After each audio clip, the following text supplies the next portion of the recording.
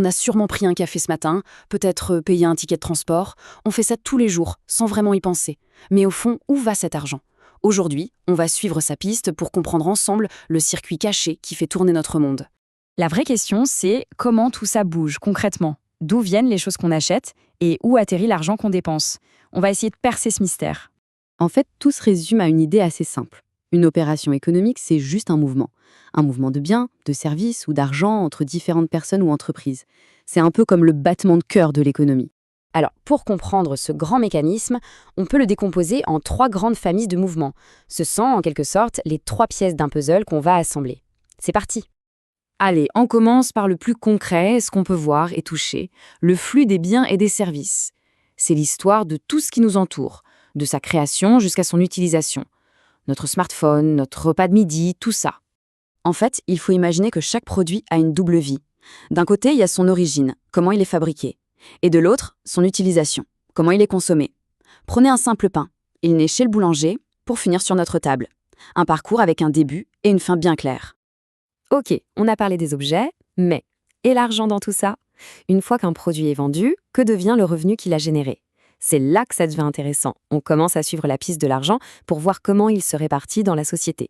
Et voilà le point crucial. On ne parle plus de la fabrication des choses, mais de la manière dont la richesse qui a été créée est partagée. C'est un peu comme se partager les parts d'un gâteau après l'avoir cuisiné tous ensemble. Et il se trouve qu'il existe 7 grands canaux par lesquels cet argent circule. 7 chemins principaux qui distribuent la richesse à travers toute l'économie. Voyons ça d'un peu plus près. Les premiers canaux sont directement liés à la production. Bon, il y a bien sûr les salaires des employés, ça c'est la base, mais il y a aussi les impôts que les entreprises payent à l'État. Et puis parfois, à l'inverse, les aides que l'État peut verser pour soutenir certaines activités. Les autres canaux, eux, sont plus variés. On y trouve des revenus qui ne viennent pas directement du travail.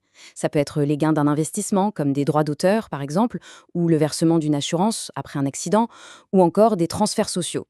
Bref, ce sont toutes les autres manières dont l'argent circule. On arrive maintenant à la dernière pièce de notre puzzle, les outils financiers. Si l'économie était une voiture, cette partie, ce serait le moteur et le carburant qui la font avancer. Leur rôle est absolument vital. Ces opérations sont comme le système sanguin de l'économie. Elles collectent l'argent là où il y en a en trop et l'amènent là où on en a besoin pour investir, pour produire, pour consommer. Sans elles, tout s'arrête. Et ces outils, en fait, on les connaît bien. Pour payer, on a nos cartes, du liquide, des chèques. Pour investir son épargne, il y a les actions. Pour acheter une maison, on fait un crédit, un prêt. Et même les assureurs ont leurs propres réserves pour nous indemniser si un pépin arrive. C'est vraiment toute la plomberie du système. Et voilà, on a vu toutes les pièces séparément. Maintenant, le moment le plus intéressant, on assemble tout pour enfin voir la grande image, le circuit économique dans son ensemble. Et c'est là que tout s'éclaire. Ce n'est pas une ligne droite, mais un cercle, une boucle qui s'auto-alimente. La production de biens et services, ça génère des revenus. Ces revenus, ils sont ensuite répartis grâce aux outils financiers.